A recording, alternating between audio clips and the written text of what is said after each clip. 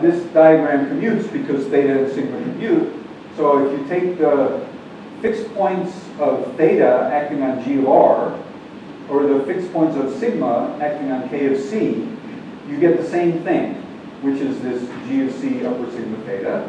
And what this is if you look at this side, it says, aha, this is the maximal compact subgroup of G of R. And if you look at this side, you say, aha, the maximal compact subgroup of G of R is the real points of this complex group, K of C. Okay?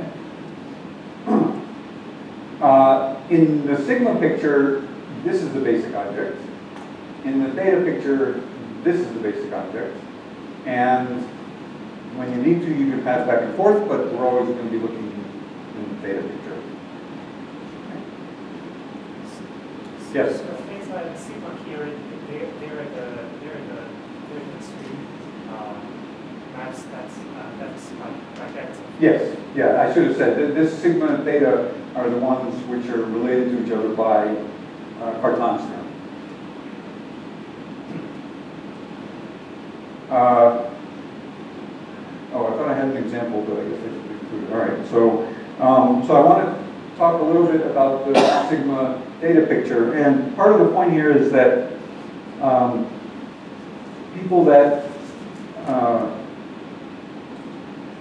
if you come from the classical real representation theory, it's all sort of in terms of the sigma picture. And also, if you're coming from p-adic groups, you tend to be thinking very much in the sigma picture. And one of the things that we need to do in order to, the Atlas project does is you have to like make this shift across the canyon and convert everything you know into the theta picture. And so, so for starters, I've talked about real forms. So in the sigma picture, a real group is G of R, for example, SL2R. In the theta picture, we're going to, instead we're going to talk about the complexified maximal compact subgroup K of C.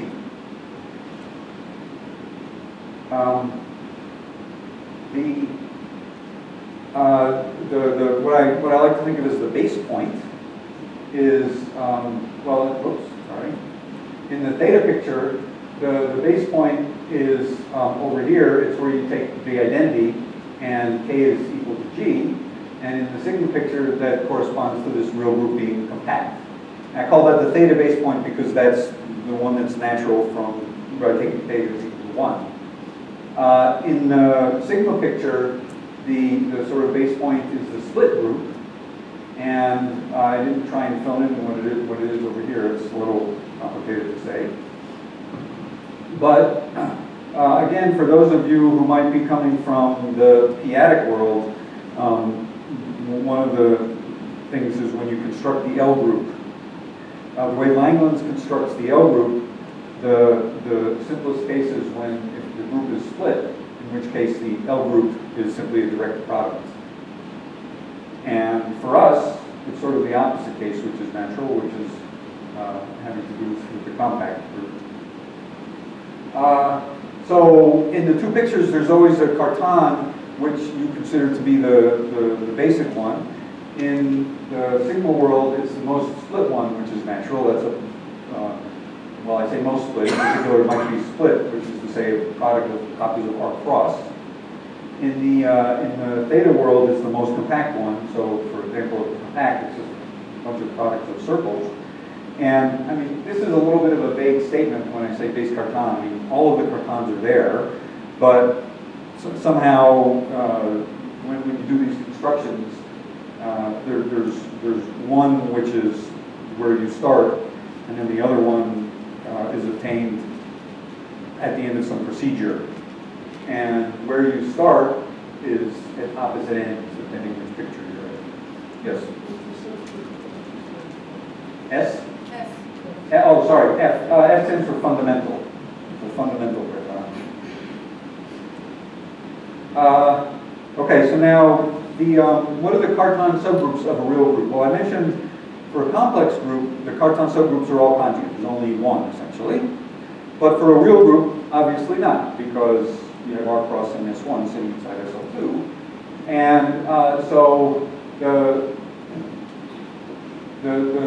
natural question is, what is the collection of Cartan subgroups up to, when I say modulo here, I mean by modulo conjugation, conjugacy classes of real Cartan subgroups. So in SL2R, for example, there's the split Cartan subgroup. Well, there are other Cartan subgroups which are isomorphic to R cross, and they're all conjugate by G of R. And similarly, all of the circles are conjugate by G of R.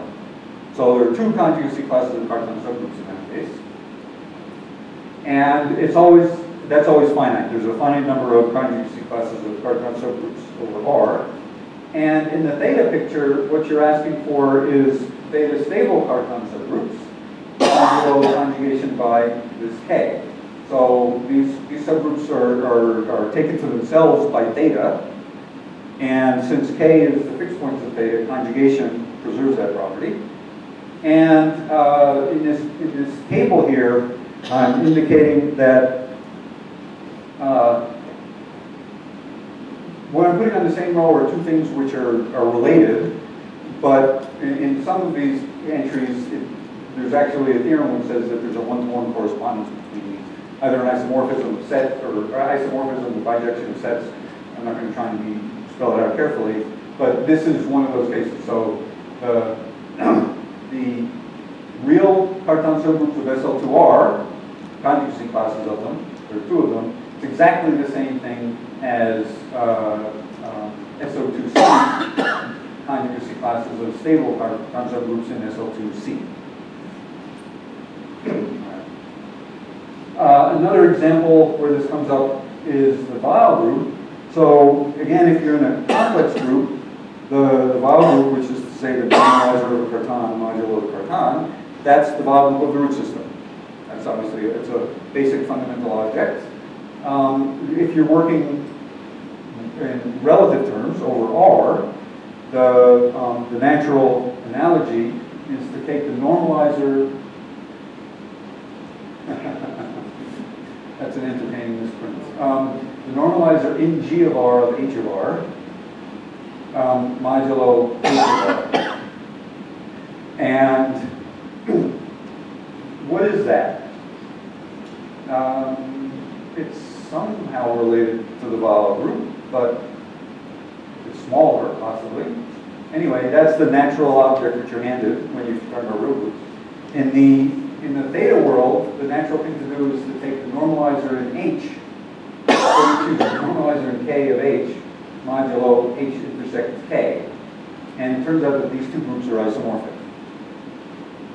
And so this is an example where in the literature, if you're reading about declining operators or something, you might very well see this group being discussed. And in some other reference, you might see this group being discussed. And you might be confused because they're not the same, but in fact they're isomorphic, and the author is just so used to that fact he didn't call it to your attention. Another example, a beautiful example from much further down the road. So now I'm getting into some topics which are much more advanced, and yes? So is there a bijection between the real forms of the complex Cartan and the real forms of GC? Is that what you're saying? Sorry, the real form? No. To see example, that's what is happening. Yeah, so I'm glad you asked that question, because my answer to the previous question now applies, which is that in E8, for example, there are 9 different conjugacy classes of Cartans, but only 10? I'm just going to quit right now. 10, oh, that's right, 0, the top one's numbered 9. Numbered 0 through 9.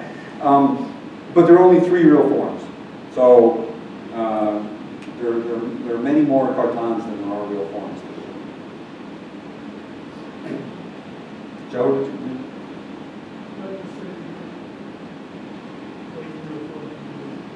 Oh, what are the real forms of E8? Ah, so what are the real forms of E8? Well, first of all, so E8 is a complex, semi-simple, simple Lie. It's Lie group. It certainly has the compact form, and it certainly has the split form. Those are always guaranteed. You might not have any others. And in this case, there's, as Joe is pointing out, there's one other, sometimes called the quaternionic form. And I'll leave that as an exercise.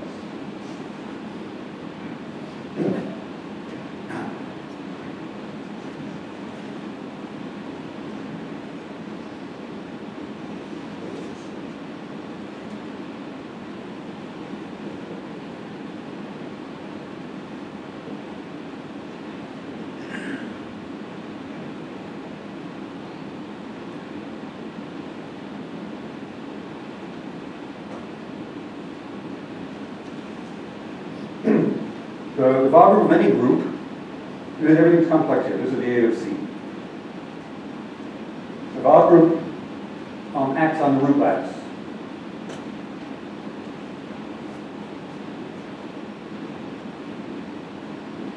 So it acts on this quotient of the root lattice. In this case, the cardinality is 2 to the 8th, which is to say, it's always 2 to the rank, which is to say,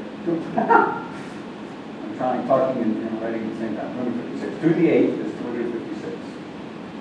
So you have this finite group of order 700 million, approximately, acting on this set of order 256. The exercise is show there are 3 orbits. Well, there's the 0 vector. That's a fixed point of size 1. 01 of size, don't tell me, 100. I don't remember this. Wait, don't tell me. 100. It's divisible by 3 times.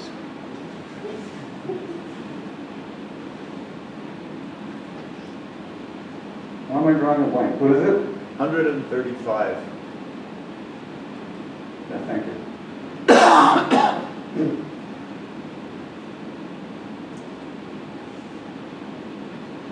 So I'll give you a hint.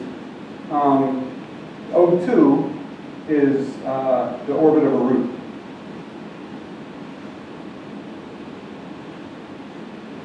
Fix a root.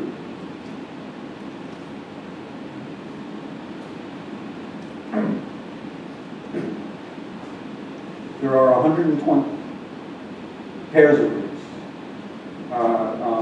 There are 120 pairs of roots, plus or minus alpha, because it is mod 2, plus alpha and minus alpha are counted the same. So it's easy to see that there's an orbit of this size and an orbit of this size, and the exercise is to see that everything's left over is a single orbit.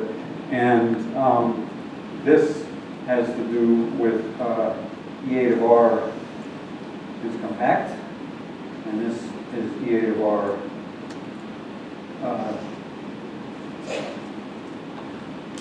this one's a split one, right? 135 is a split one, right?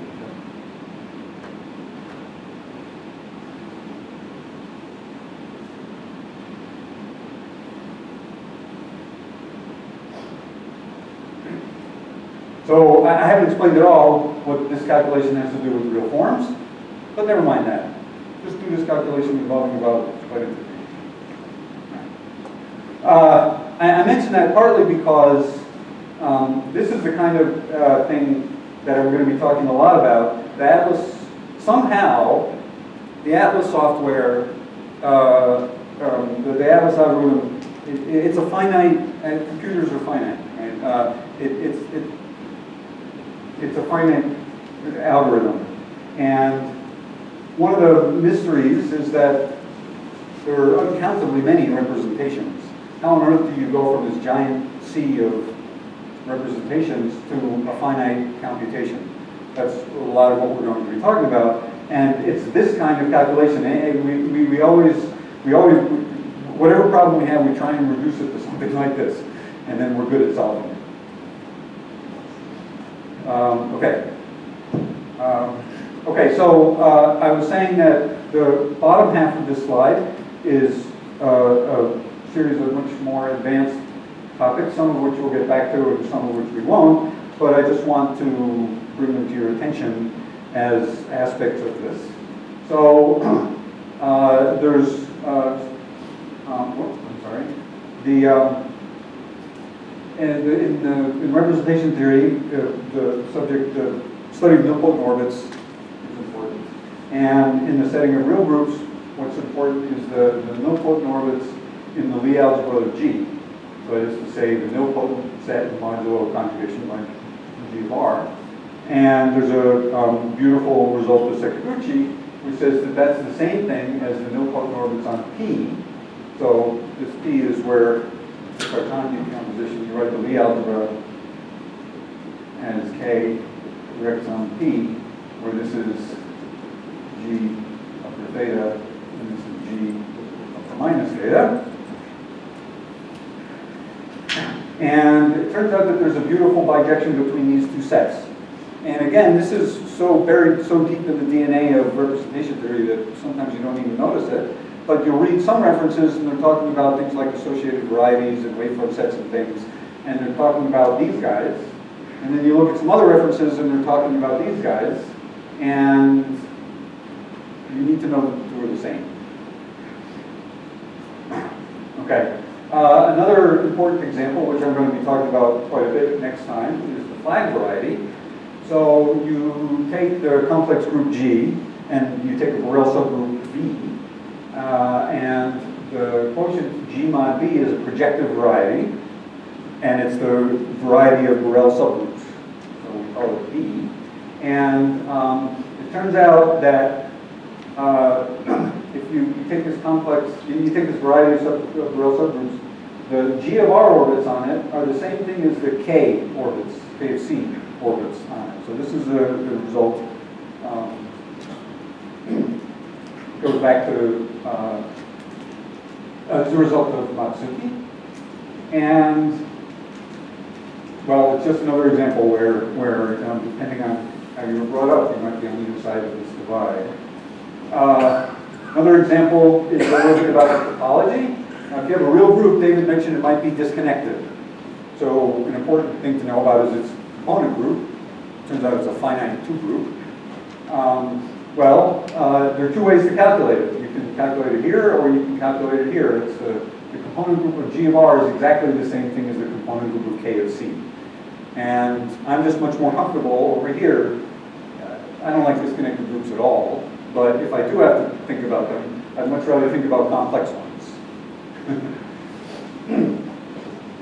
And really, I should have put this one at the top, I suppose, but I didn't think of it until later, and I don't know how to go back.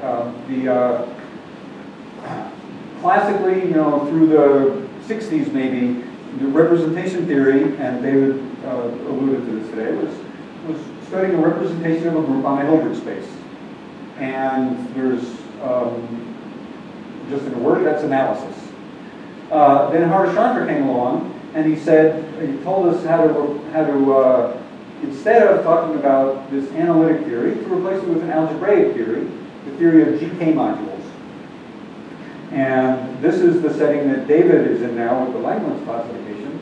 And it's very deep, and there's a tremendous amount of mathematics that goes into this. The fact that all of this difficult stuff about analysis can be replaced by algebra is profound, and it has it's what makes the atlas, maybe what makes representation theory doable. Over on this side, let me just say in a word, what a GK module is G is the complex Lie algebra, and GK module is a representation of the complex Lie algebra, and that's obviously not enough to capture the representation theory of a real group, because different real groups can have the same complexification. SL2R and SU2 both have the same complex Lie algebra, SL2C. But what lives on is this K, And when you take a representation on a Hilbert space, and you get a corresponding GK module, it's a representation of G, and it's also a representation of K, simultaneously a representation of K, this complex group. And there's a compatibility condition between those two actions. And Harishchandra gave a very precise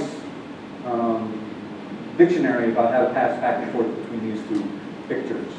Now, unlike some of these other lines, I'm not putting a one-to-one arrow here. It's not that simple, but there is a dictionary. And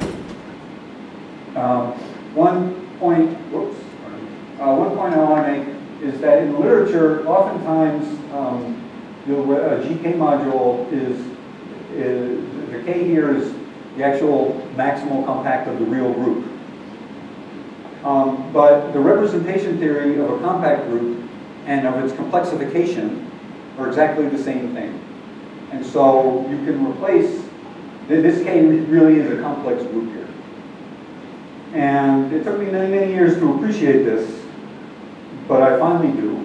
And the fact is, over here, there's, everything's complex. You have a complex Lie algebra, you have a complex holomorphic automorphism of its data, and its fixed points, which is a complex group. Everything over here is complex. And that's fundamental. Okay, I just want to make one comment at the end, that there's a little bit of a dictionary, a way of encapsulating all of these results, and it's a statement in Galois cohomology. What's over here is the classical Galois cohomology of the Galois group acting on G, where the action is given by this anti-holomorphic evolution signal. And over here, it's the corresponding Galois, not Galois cohomology, but cohomology of the group Z2, where the non-trivial element is acting by theta. And it turns out that these two groups are isomorphic in some generality. And that sort of summarizes this whole table. Okay, so I recommend that you look this up in the notes, and you might want to refer back to it occasionally as we're talking. Some of these pieces are going to be appearing off and on in the course of the next week. Questions?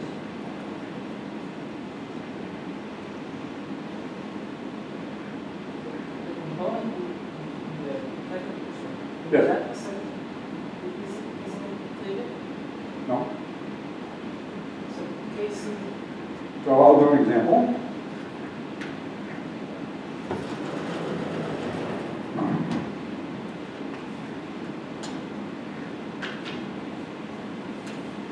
Excuse me.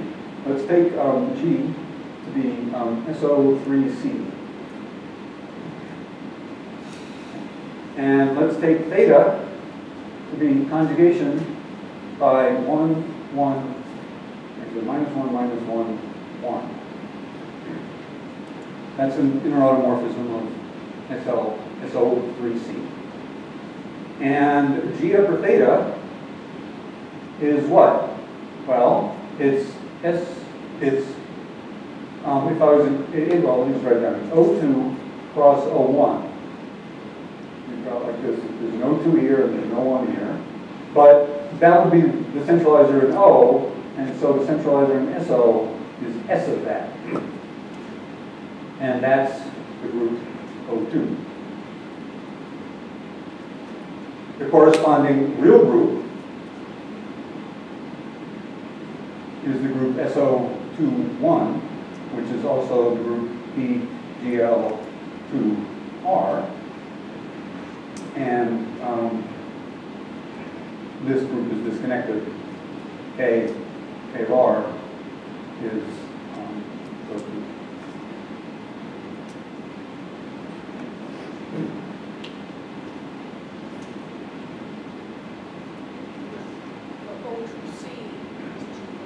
Yeah, this over here, yes. This is K of the C.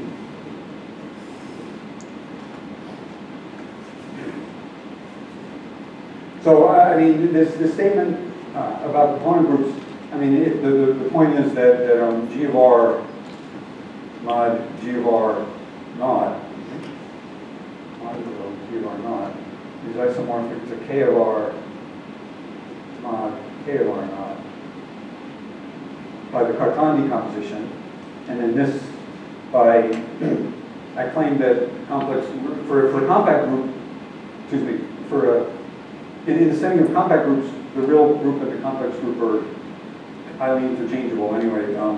The statement is this. All three of these, two of these statements are true.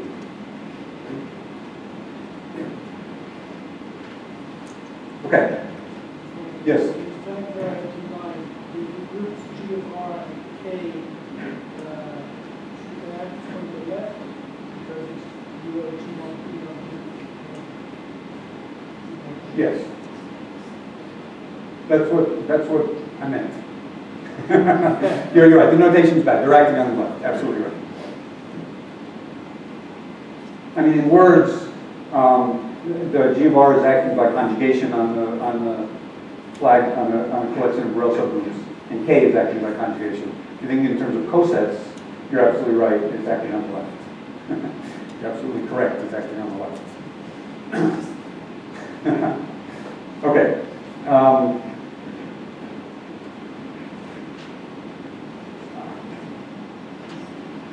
I can't remember if that's my last slide or not. Oh yeah, so here's just a little bit of just kind of a conclusion. So the setting is always going to be, we're going to start with a complex reductive group. And by the way, I think maybe it's worth pausing just for a second here. Even that sentence has some content to it. Because if you're talking about real groups, there are lots of real groups which aren't the real points of a connected complex group. For example, there's the metaplectic group, or there's various other less drastic things. But this is the class of groups which is important to us. And there's something magical about them. I think there are things that you can say about this class of groups that don't apply to other... Have you written a class of groups yet? Sorry. Yeah. No, so I left out a sentence. So we're going to start with a connected complex group, and then the real groups that we're interested in are the real forms of this, which is to say the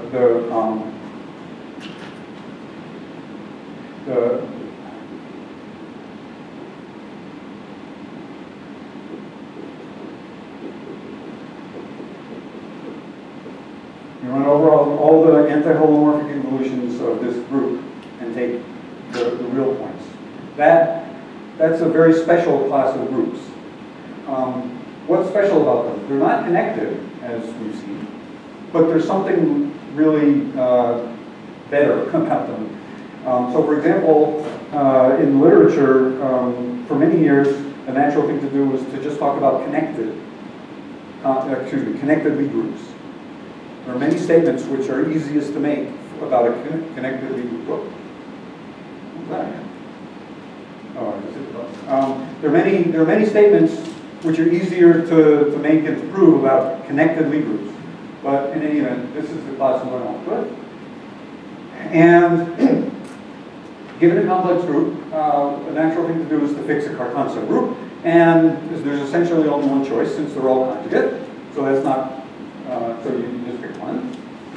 And it's also a natural thing to do is to pick a Borel subgroup containing H. And I don't mean to say you need a conjugation by Jesuits. Just fix you can choose a Borel subgroup. This is unique up to the normalizer, I think. Excuse me. In any event, a basic thing to do is to pick a Cartan subgroup and a Borel subgroup. And the sort of beginning, the level 0 of the Atlas point of view is that you should start with a complex group, fix H and B, and we like to say H and B are fixed, fixed, fixed. We really never vary them. Everything else can vary, including theta and K. And so this goes back to the original discussion about SL2 and SU11. I'm going to, in our point of view, SL2R and SU11, or their corresponding groups K, are, those are both going to be appearing in the theory. And we're going to sometimes talk about one and sometimes talk about the other. But you're never allowed to move H, and you're never allowed to move the Borel. And the advantage of that is that once you fixed H, then you fixed all of this stuff. You fixed the vowel group, you fixed the set of, you fixed B, so you fixed the set of positive roots, you fixed the set of simple roots. All of that stuff is fixed once and for all. And one of the things that's hard when you read, or even worse, try and write papers in representation theory, is you start talking about a representation like a principal series, and it comes from the split Cartan. And then you look at it's some induced representation that has some composition factors, and one of those composition factors is a discrete series, and that comes from a different Cartan, and you have to choose an isomorphism of those two Cartans, and you have to worry about how that choice is affecting your theorem. And it's a real pain. And we never have to do that anymore, because our H is always fixed. And the cost is that theta is going to vary.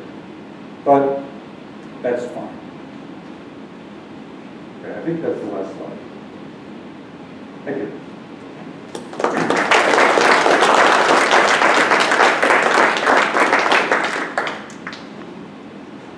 Any questions? Yes, Joe.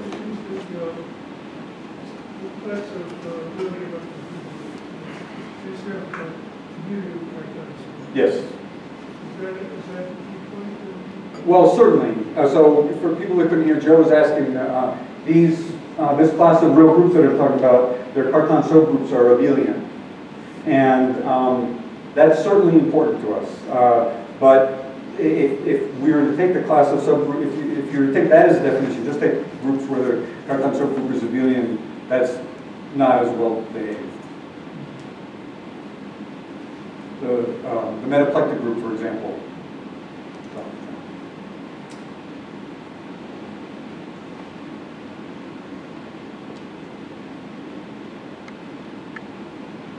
Go ahead, hit the button.